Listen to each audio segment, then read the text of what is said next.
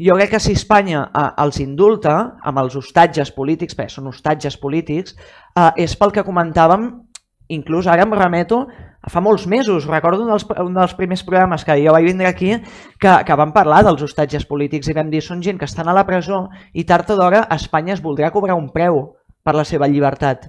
Perquè és que els van posar, com ho diria, gratuïtament a la presó. És a dir, van dir aquí us pillo, aquí en el territori espanyol us pillo, us foto a la presó i ja m'ho cobraré algun dia.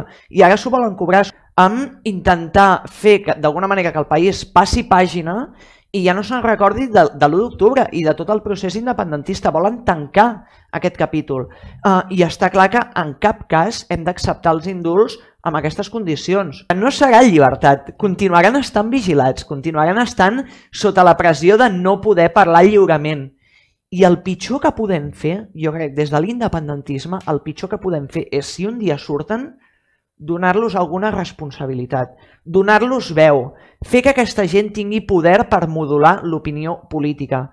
Seria, jo crec, la nostra sentència de mort com a independentistes. Per què? Precisament pel que exposo.